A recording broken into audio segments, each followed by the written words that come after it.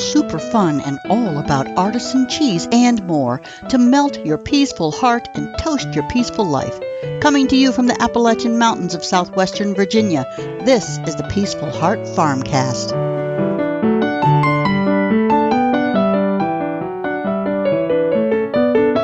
Hey, this is Scott Hall from Peaceful Heart Farm, and you are listening to the Peaceful Heart FarmCast. Hello, everybody. Melanie Hall here. I hope you are doing well. The conversation today and every day revolves around the value of tradition. Traditional living, traditional food prep and storage, traditional cooking, and of course, traditional raw milk products and artisan cheese. Topics discussed here are designed to create new perspectives and possibilities for how you might add the taste of tradition to your life.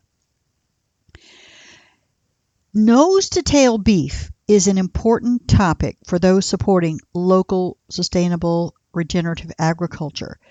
I get lots of questions about it.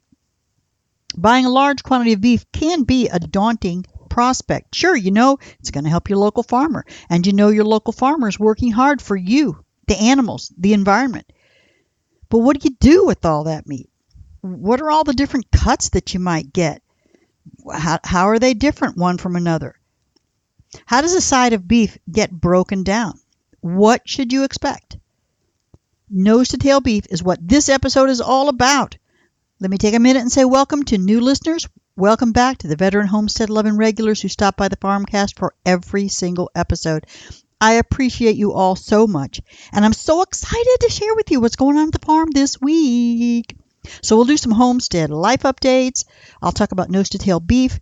And then today's recipe is Moroccan seasoned meatballs. Now that's actually a lamb recipe, but it was by request. So I'm including it in this podcast. All right, so homestead life updates. You will not believe how quickly that roof is going up after months and months and months of concrete blocks. In just a few weeks, Scott has those blocks nearly covered with a roof.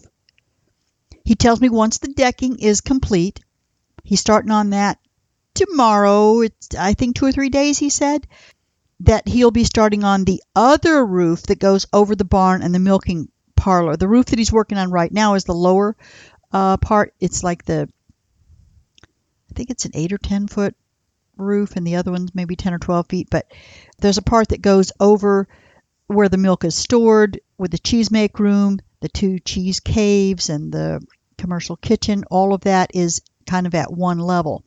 And then where the milking parlor is and the barn is, that roof is much higher. And its peak goes in the opposite direction. So one of them has a north-south peak and the other one has an east-west peak. And so those have to be joined all together. And then once he has that, then he can put the metal roofing on all of it. So he'll put down the decking and some kind of waterproofing. I can't remember what it is. But and then he'll do the other roof and get that decking and the waterproofing on it, and then he'll put the metal roofing on top of that. I love going out there and strolling around in the rooms, imagining what it will be when it's complete.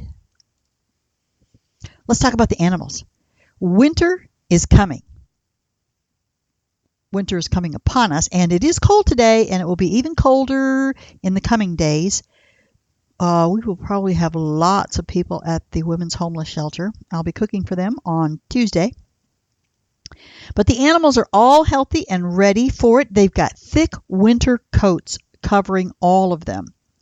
Thunder, who's one of the steers, he had a little bit of a mishap. He had a cut on his cheek right behind his left eye. He got it. Who knows where he got it. But it's healing up nicely, though it looked really quite scary when I first saw it.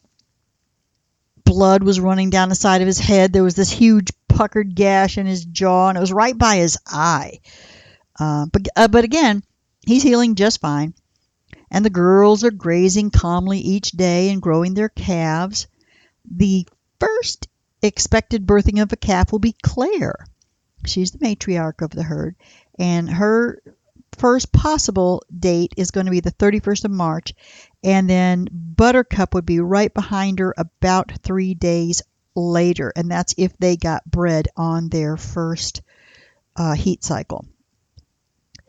The donkeys, the sheep, and the goats, they're also grazing along. I was outside yesterday taking a tour of the creamery, and I saw that one of the goat does was in the pasture adjacent to everyone else, over there all by herself. She'll find her way back to the pasture to the rest of the herd whenever she feels the urge, because goats are just going to be goats. We still have no quail eggs. They don't eat much, so I guess it's okay. I can't wait until spring and I can start hatching out eggs again, because the quails are just fun, but they're just not laying right now. They need more light, and so I look forward to that probably sometime in March. The boys are all still peacefully grazing out front. There are 5 of them that will eventually make their way to freezer camp. And that brings me to today's topic, nose-to-tail beef. It's an important topic to understand when you're purchasing from your local farmer. You want to know as much about it as you can. Of course, you'll want to ask questions. You always want to ask your local farmer questions. But often the beef is offered to you, most often it's offered to you in quantities such as quarters and halves, or even a whole beef. And because a lot of people will buy a whole beef, it's always cheaper when you buy a whole one, and then you get several of your family members to help with it, and then you can just share the costs with your family and friends. You can then have it halved and quartered, but you're going to pay for the whole beef all at once and get a better price break. That's usually the way that it goes. I know that's the way ours works. And I'll get to the various cuts that are often offered in one of these large purchases, including the organ and variety meats. But I want to start with a brief history of beef in North America, talk about some basic terminology, and then I want to talk about muscle composition and the structure of meat, the aging process, and inspection and grading. And then I'll end with the various cuts of beef and in which part of the animal from which it is cut. This may be a long podcast, but I think the information will be valuable to you as you develop a relationship with your local farmer. They may talk about some things a little bit differently, but a lot of this is going to be pretty standard. Now, the history of beef in North America. People have been raising domesticated cattle for some 3,000 years. Christopher Columbus introduced domestic cattle to the Americas in 1493. And soon after, cattle in present-day Florida and Texas was introduced by the Spanish as they settled there. And cattle have always had many uses. They carry heavy loads, and they pull carts and plows. They supply milk, cheese, and butter, yum yum. And they provide a source for clothing, shelter, and food. And today, Americans prefer beef to all other meats. And I do have some international listeners, and bear with me. I'm talking to you about what we do and how we do it here in America. As I noted, domestic cattle first arrived in the Americas in 1493, and by 1500, European cookbooks began to specify cuts of beef and other meats. And during the period of the mid-1800s through 1900, a bit over 100 years ago, 150 to 100 years ago, cattle ranching in the United States reached its peak. And then in 1906, there was the Meat Inspection Act that was passed by Congress, and I'll talk a little bit more about that later when I get to inspection and grading. And finally, beef surpassed pork as the most popular meat in 1950. Haha, I bet you thought it was always beef, but nope, it was pork up until 1950. Let's talk about some terminology. So, because cattle is a general term for domesticated bovine animals that are raised on a farm or a ranch for their meat, their milk or hides, or for use as draft animals. Further delineation of cattle is characterized by sex and age. All right, so cattle, just everything, and then the other terms that I'm going to talk about have to do with cows, sex, and their age. Now, calves You hear the word calves. They're young cattle. They can be either sex. And so you'll hear a male calf referred to as a bull calf, a female referred to as a heifer calf. Bulls, they are mature, uncastrated male cattle, and they're used for breeding. Steers are male cattle that have been castrated before reaching sexual maturity. It makes them more docile and easier to maintain on a ranch or in a feedlot. Most beef that Americans eat comes from steers. Stags are male cattle that have undergone castration after they have matured. Those are the males, the bulls, the steers, and the stags. The females, you have heifer calves. They grow into heifers and eventually become cows. So cows are mature female cattle, and they're usually used as a source of milk and to breed more calves. They have to have given birth at least once to earn the title of cow. So you got a heifer calf, and then it's called a heifer. As she's bred, she's mature enough to conceive and she's bred, she'll be called a heifer or even a bred heifer. And then once she has a calf, then she becomes a cow. And these are just basic terms that are used throughout the cattle industry. Now let's talk about the nutritional makeup of beef. Beef, like other meats, is animal muscle containing various nutrients that form part of a healthful diet. So first let me talk about muscle composition. There are three main components of muscle are water, protein, and fat. These nutrients appear in approximately the following proportions in most meats. 75% is water, 20% is protein, and 5% is fat. And of course that changes depending on the animal and their fat to protein ratio, but most often it's going to be 75% water. Now, muscle also contains vitamins, minerals, and very small trace amounts of carbohydrates. Very small amount of carbohydrates. Meat is the central focus of the zero-carb diet. Although most meats are about 3/4 water, the actual amount of water in meat varies depending on shrinkage. Shrinkage or moisture loss is the result of oxidation. It occurs during storage or aging, which I'll talk about a little later, or as a result of high temperatures and long cooking times. Oxidation causes meat to lose both water and weight. Protein is an essential nutrient that promotes growth, builds tissue, regulates body functions, and serves as an alternative to fats and carbohydrates as a source of energy. All right, so your body can burn protein, fat, or carbohydrate in its energy needs. Most solid matter in meat is protein. And when heat is applied to meat, the protein coagulates or becomes firm. And the degree of coagulation is one gauge for doneness. High heat can cause protein to lose moisture and become too firm, making the meat tough. So that's the protein. Now, fat surrounds the muscle tissue as a fat, and it lies within as marbling. So you have outside muscle tissue, and then you have marbling that's within the muscle tissue. The fat may be left on a piece of meat during cooking to help keep the meat moist. But there are techniques such as barding or larding that are acceptable alternative methods for retaining juice if there is no fat. Marbling also contributes to the juiciness of meat and makes it more tender and flavorful.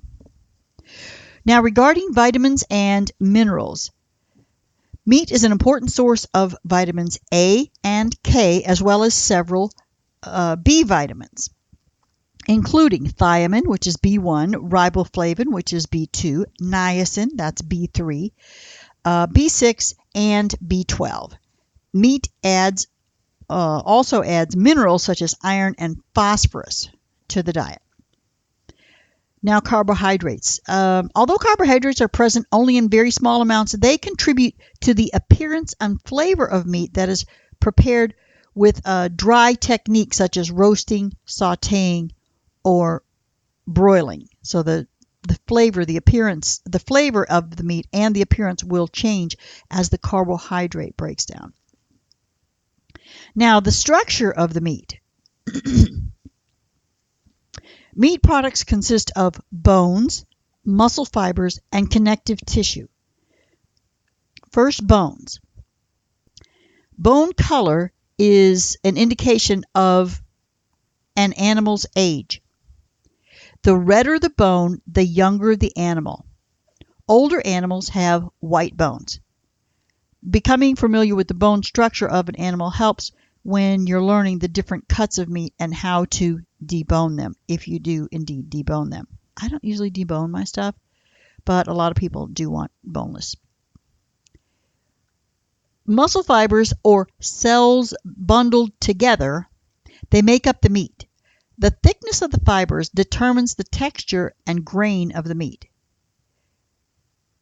Thick, tough fibers bound in large bundles make up coarsely textured meat, such as bottom round or brisket. Bottom round comes from the back, brisket from the front. We'll talk about that later. Thinner, tender fibers in small bundles form finely grained meat, such as tenderloin. Now, connective tissue is a web of proteins that perform several functions. It covers the individual muscle fibers and bundles them together. So you'll see these membranes.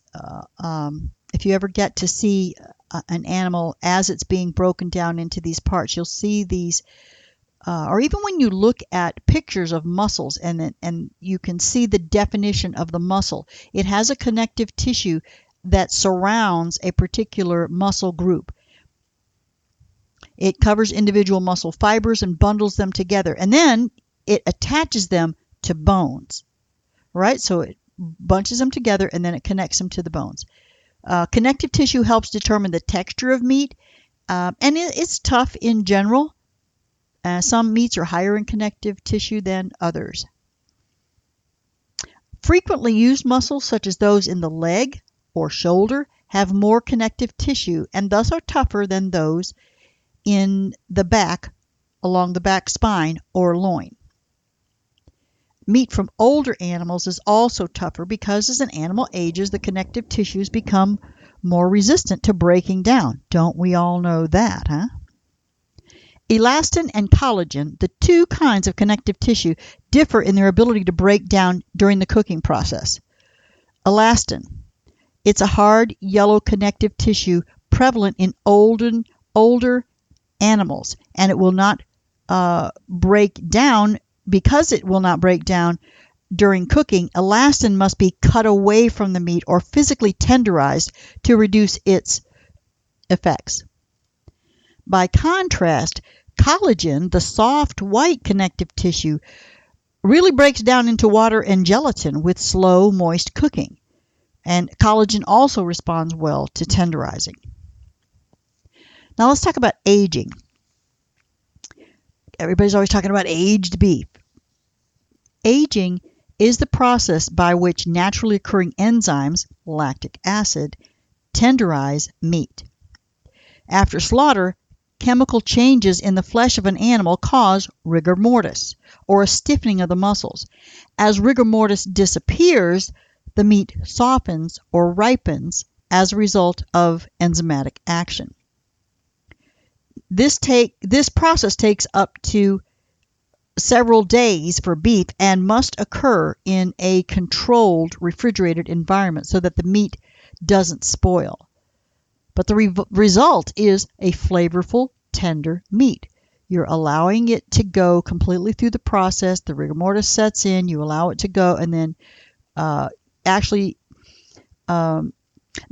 actually three methods of aging meat under refrigeration. But today I'm really going to discuss just the dry aging. That's what is used most by small independent meat packers. So the dry aging involves hanging large, unpackaged cuts of meat in a controlled environment for 2 to 6 weeks. Temperature, humidity, and airflow must be carefully monitored to prevent spoilage. 2 weeks is most common. Small local meat processing facilities are limited by space and energy cost controls. So it would only be, to go 6 weeks, that's a long time, requires a lot of space of all the carcasses that would build up over that time. So again, our processors, the ones that I've worked for, 2 weeks mostly. Every once in a while I'll get one that goes 3 or even 4 weeks if you ask for it. And you can pay. You can pay extra to have your beef hung for longer. But yeah, some of them, they'll do it for up to 4 weeks. I've never seen anyone do it, but the small packing houses do it for 6 weeks. But then you have to pay everything over 2 weeks. Like there's a daily hanging fee, and it can be pretty high too, like $30 a day, something like that. So dry aging is costly, but it produces extremely flavorful meat with a highly desirable texture. However, shrinkage is a major drawback of this method, with some cuts of meat losing as much as 20% of their weight through loss of moisture. And meat that's aged by this method can also develop mold, which requires trimming, a further reduction in weight. So, again, all of these things are considered as you're doing aging. There's quite a talent to being able to do that well. All right, so that's all I'm going to talk about on aging. Let me talk about inspection and grading. So inspection and grading systems, they help us to get our meat to you, producers, distributors, and consumers like you. You want to be able to properly evaluate the meat. So inspection, let's talk about inspection first. The Meat Inspection Act, passed in 1906, as I said, mandates the examination of all meat transported across state lines. This federal law guarantees that meat is wholesome and fit for consumption, and that the animal for which it originated was not diseased. But inspection is not a mark of quality. That's really, is it wholesome and fit for consumption? That's all it is about the inspection. So now we have the inspectors are the USDA, or the Food Safety and Inspection Service, FSIS. That's a public health agency within the United States Department of Agriculture. The FSIS is a department, Food Safety and Inspection Service. So it's a department within the USDA. And it's responsible for conducting inspections. The FSIS checks meat to make sure that it is clean, safe, and properly packaged and labeled. Meat that satisfies inspection standards is going to carry a USDA inspection stamp. Like, for instance, all of our meat is packaged USDA inspected, and it's on all of the labels have to carry certain information, and part of that is that it was USDA inspected. And we do that so we can sell our meats either in Virginia or North Carolina, because we're close to the North Carolina border. We want to be able to sell across state lines. There's a different grading system, inspection system, if you're just going to be selling within the state, your own state. And I believe all states are going to have that. There's the USDA if you're selling across state lines, and then you'll have different requirements if you're selling within the state. Now, grading, unlike inspection, grading is completely voluntary. Grading measures the meat quality, allowing a comparison of meat quality. Grading indicates tenderness, juiciness, and flavor of the meat. The USDA has 8 quality grades that apply to beef. Prime is the highest quality, most expensive, with abundant marbling because of the young age of animals and feed practices. It is extremely juicy and flavorful. Choice is high quality, very juicy and tender, in abundant supply. It's widely available to the public. Then you have the select grade. It is acceptable quality. It's a good buy. Generally lean with little marbling and less juicy and tender, right? You want that marbling. Standard grade is lower quality. It is economical, it's lacking in marbling, and then commercial grade is low quality. It's produced from older animals, it's economical, and it's lacking in tenderness. Then you have the last three, utility, cutter, and canner, and these are all the lowest quality. This grade of meat is used primarily by canners and processors. Now, let me add just one other thing in here. I'm going to briefly talk about Kobe beef. All of the grading that I've been talking about is, again, American grading. As far as grading goes and inspection, it's completely different when you get into other countries. Now, Kobe beef, cattle raised in Kobe, Japan, are the source of that special grade of beef. Rich in flavor, it has abundant marbling. Really, it's extraordinarily tender. Kobe beef comes from the Wagyu breed of cattle and meets rigorous production standards. I think it's called Wagyu. Wagyu cattle are famous for the extensive marbling of their meat. But this quality characteristic is not entirely the result of genetics. The daily routine and special diet of cattle raised for Kobe beef are quite unusual. So you've got the breed and you've got their special daily routines and special diets. They receive energizing massage with sake, the Japanese alcoholic rice beverage, and they indulge in huge quantities of beer, making Kobe beef legendary and expensive. Now, by USDA standards, Kobe beef would receive the highest yield and highest grades. Its marbling and rareness in the marketplace actually put it well above the prime grade. Remember, the prime grade was our highest grade. This is like, 6 grades above that. And once they were only raised in Kobe, but now they are in ranches in the United States and Australia, where the land and the feed are cheaper. But the fabrication of this prized beef only takes place in Kobe, which earns it the name Kobe beef. I just had to throw that in there. I know I've been talking about American beef inspection and grading, but Kobe's popular out there. You're not going to get that from your local farmer. All right, now let's talk about the different beef cuts. So what we have are primal, subprimal, and fabricated cuts. Beef and other meats are available for purchase in various forms. You have carcasses, partial carcasses, and then the primal, subprimal, and fabricated cuts. So these are the ones, the subprimal and the fabricated cuts are the ones that you're going to get as packaged meat. So when we're talking about the carcass, that's the whole animal after slaughter, without the head, the feet, the hide, and the entrails. It is typical to split a beef carcass into halves, right down the spine. And then you cut each half into a front portion or a forequarter and a rear portion or a hind quarter. So those are the 4 quarters. There's 2 on the front and 2 on the back. A side is not cut into those quarters. A side or a quarter of beef represents a partial carcass. Now the front quarter starts at the neck. Remember, the head is gone, so it starts at the neck and it ends where the rib, essentially where the ribs end, about halfway down the back of the carcass. So you're looking at the carcass without the head. From that neck, about halfway down, that's going to be the front quarter. And then the rear quarter picks up from there.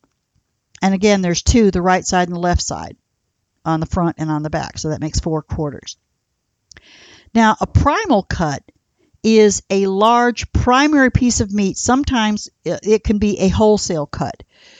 But the subprimal cut is a basic cut made from a primal cut, and then the fabricated cut is a smaller portion taken from a subprimal cut, such as a roast, steak, and the ground meat that's left over. After you pull off the steak and the roast, then you have extra ground meat. So those are the fabricated cuts. Now let's look at the beef carcass forequarter. Think of that again, the front quarter divided into, it's 1/4 of the whole cow, but now you're going to take that and divide it into 4 pieces. So let's say we've got the left front part of this cow, and we're going to divide it into 4 smaller pieces. There's the chuck, the primal rib, the brisket. Well, let me back up. The chuck, that's the shoulder part. Again, you're looking at this front part of the animal, the shoulder, and then right behind that is the primal rib, which is the main rib section. And then again, all the way to the front below the chuck is the brisket. And that's going to be the breast and the foreleg or the shank. And then you have what's called the short plate, which is directly below the ribs, under the belly of the ribs, or the front of think of the front of your rib cage.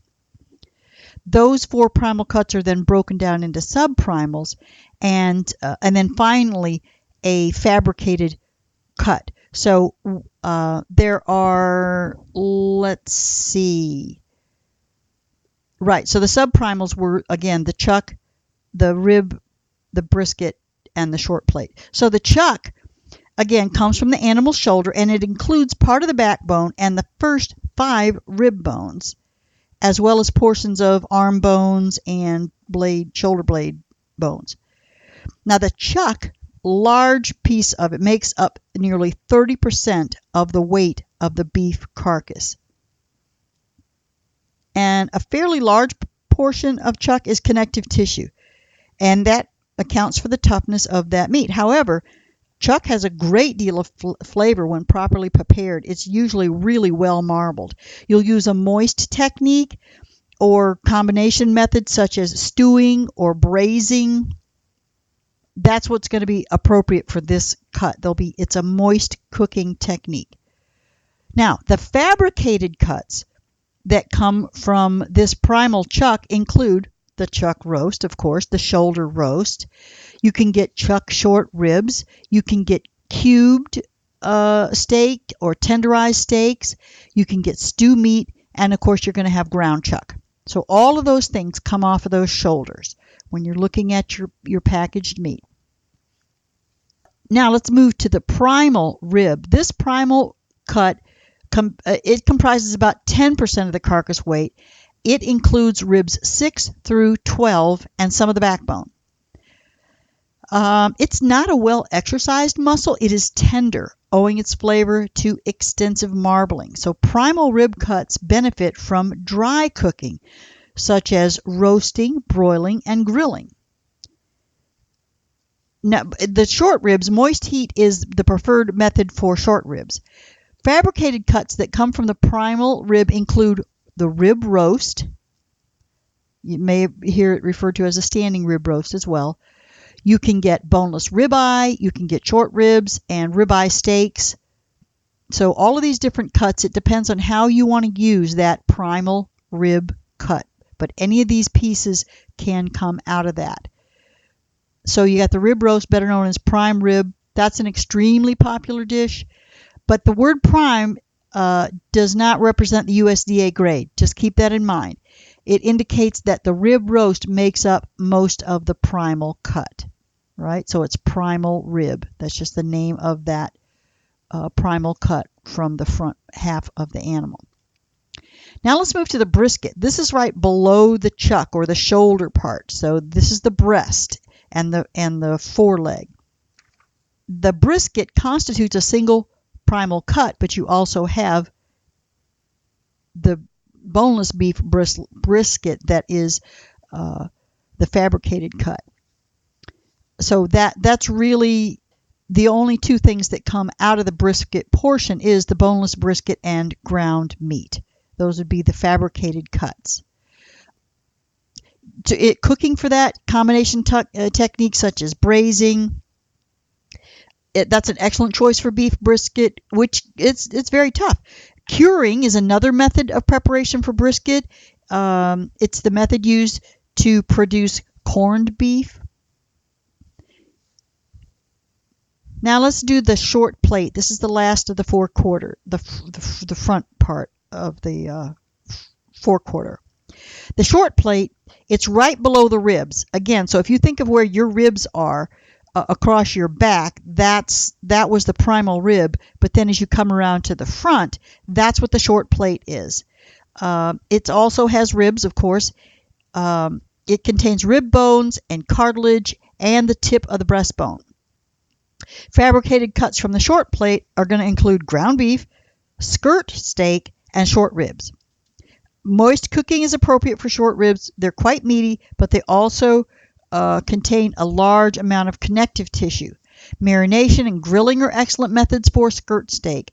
It's sliced for fajitas as well. And then the foreshank, which is the front leg, basically. The rich flavor of the foreshank and its abundant collagen, which turns into gelatin with moist heat, makes it a choice ingredient in stocks and soups. Fabricated cuts include stew meat and ground beef, but you're also going to get your stock bones from there. Let's see. All right, now let's go to the hind quarter. The beef hind quarter also yields 4 primal cuts. You've got the short loin, the sirloin, round, and the flank. The short loin, the sirloin, and the round go down the rest of the spine, divided roughly into thirds, and that fourth portion, the flank, is everything directly below the short loin and sirloin. So that would be like if you're looking at yourself, it would be like your stomach area. Now the round primal cut is very large, as it is essentially the hind leg. It's not the whole hind leg, but it's most of it. We're talking about the round. So you've got short loin, sirloin, round, and the flank. Those are the 4 parts of the hind quarter. All right, let's start with the short loin. The short loin is the first primal cut of the hind quarter. It's forming the front portion of the beef loin. It includes 1 rib and part of the backbone. The yield of this primal cut is substantial, and it represents the most palatable and popular, as well as the most expensive cuts of beef. Among these, the tenderloin, the most tender piece of beef. Other fabricated cuts from the short loin, you got T-bone. The fabricated cuts from the short loin include T-bone, New York strip, and tenderloin. So, and again, I want you to think of these. You can either get T-bones or you get New York strip and tenderloin. All right, that's kind of a boneless T-bone where you get the New York strip and the tenderloin. You got to keep this in mind as I'm talking about these fabricated cuts. All of these don't come out of that that particular primal cut. You pick and choose which ones that you want. And again, in this particular area, you're either going to get T-bones or you'll get New York strip and tenderloin. You don't get both of those or all 3 of those. And for USDA inspection, if an animal is more than 30 months old, you can't get T-bone steaks at all. You will always get New York strip and tenderloin. Now, these cuts, the most popular, most palatable, most expensive, they're best cooked using dried methods: broiling, roasting, and grilling. So that's your short loin, your T-bones. Then you got your sirloins. That's located next to the short loin, and the sirloin contains a portion of both the backbone and the hip bone. All right, you get part of the hip bone. The rest of the hip bone is going to go with that rear flank. All right, let's see. The subprimal and fabricated cuts taken from a sirloin. All right, they're going to have good flavor.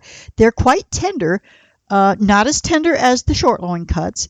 And fabricated cuts from the sirloin, you've probably heard a lot of these: top sirloin roasts and steaks. You get a top and a bottom sirloin, butt roasts, and steaks. The dry techniques of broiling, roasting, and grilling are best for these cuts. Let's look at the round. The round is the hind leg of the animal. I said flank earlier, didn't I? The round is the hind leg of the animal. So it's going to pick up the rest of that. It's going to pick up the rest of the hip bone all the way to the back of the cow and all the way down the leg. So it's the hind leg of the animal, including the round, the shank, and the tailbones. All right, the shank is really just the leg. The round is going to be the butt portion and the tailbones. It's an extremely large cut. It constitutes about 24% of the carcass weight. Very flavorful, fairly tender. The round yields various subprimal and fabricated cuts, including top round, bottom round, and that's going to be like your eye of round and heel of round, the knuckle, and the shank. And how do we cook this? Dry cooking. Roasting is appropriate for the top round, which is relatively tender. The top or bottom round benefits from combination cooking, such as stewing or braising. Lots of ground beef from this area as well. You're getting ground beef from just about all areas. When you make your fabricated cuts, everything that gets cut away from those gets thrown into the ground beef pile. Now the flank is beneath the loin and behind the short plate. Again, this is going to be like your lower abdomen area. The flank contains a good amount of fat and connective tissue, which makes it tough. Flank yields flank steak. Moist cooking techniques are best for flank cuts. So moist techniques can be used for any of the tougher cuts of meat. They're all really good cuts of meat. They just need to be cooked properly. I know I keep saying tough, but they're not tough if they're cooked properly. And one final note, when you're choosing to purchase a quarter, a half, or a whole beef, somewhere between 35% and 50% of the packaged weight will be ground beef. Keep that in mind when you're looking to purchase it. Half of your large portion of that cow, a quarter, a half, or even a whole one, half of the meat is going to be ground meat.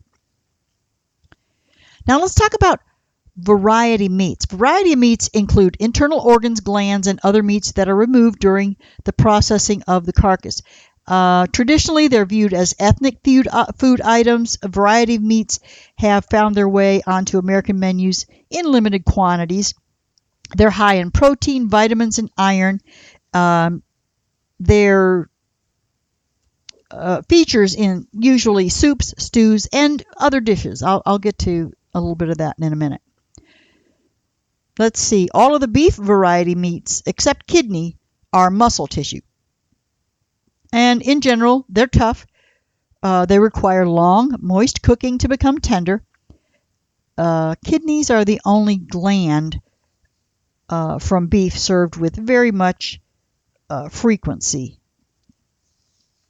in the U.S. Some of you around the world might be using some other things. All right, let's talk about the heart. Heart, tough but lean. The heart lends itself to braising or stewing. Again, long, moist cooking. Ground heart can be added to meatloaves or to casseroles, calling for chopped meat. Be sure to remove the veins and fibers before cooking because it comes as a whole heart. You'll see that those really tough valves, veins, and the connective fibers inside the heart need to be removed before you cook it. Liver. Beef liver, dark in color. It has a strong flavor. It should be broiled, braised, or pan-fried. It's usually served with onions and is added to pies and puddings. I say usually. It is often served with onions. The tongue. The customary method for cooking tongue is simmering. After cooking, you then remove the skin and gristle. Cooked and chilled beef tongue, it's a favorite sliced meat for sandwiches. Smoking and curing are other methods of preparation before cooking. Oxtail. Let's see. Before cooking, oxtail needs to be cut into sections at the joints. Oxtails are rich in gelatin, also contain tasty meat, both of which augment the texture and flavor of soups and stews. And finally, that kidney. The beef kidney is somewhat tough, has a relatively strong flavor. Braising helps tenderize this variety meat. It's the key ingredient in steak and kidney pie. So that's it for all our pieces and parts. I'm currently working on a cookbook that will have at least one recipe for every cut of meat I've described in this podcast. One of the challenges when purchasing a quarter, half, or whole beef is what to do with all those cuts of meat and variety meats, and the bones as well. And I hope to fill in that gap for you with my whole beef cookbook.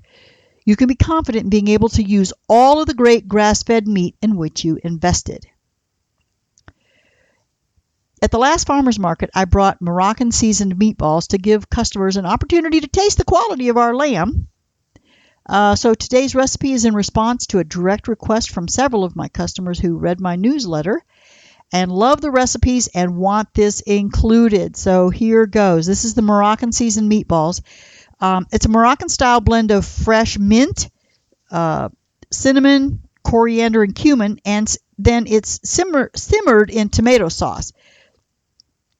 And, they're tender lamb meatballs. They make a very flavorful change from their Italian-style cousins. The prep time is about 20 minutes. It takes about 25 minutes to cook them, so about 45 minutes to make this great, great dish.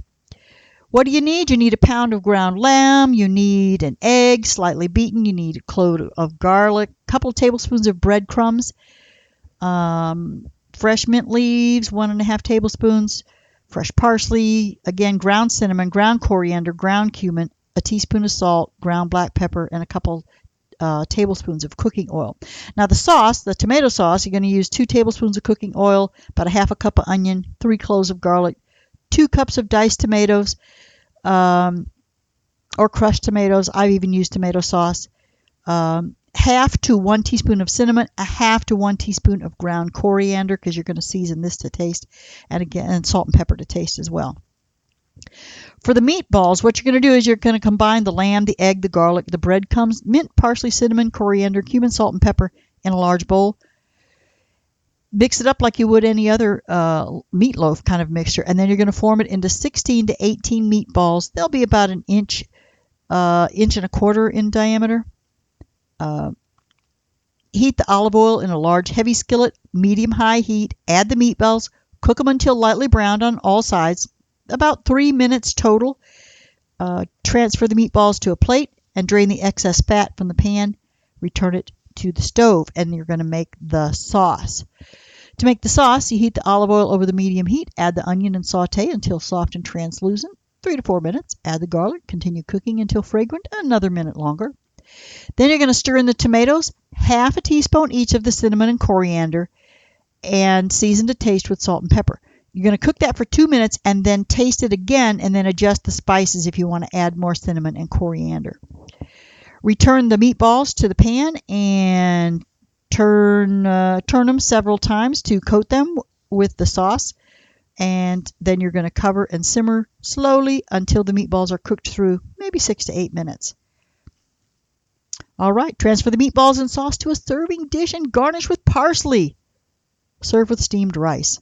Enjoy. It is a fabulous, fabulous recipe. That's it for this podcast. The farmstead keeps on keeping on. The creamery gets closer and closer to completion with every passing day. The animals continue to thrive and enjoy their pasture-based existence. I hope you enjoyed the ins and outs of beef and you better understand the nose-to-tail beef option. It is the lifeblood of many local farmers. They invest a great deal of time and energy into a beef product you can trust.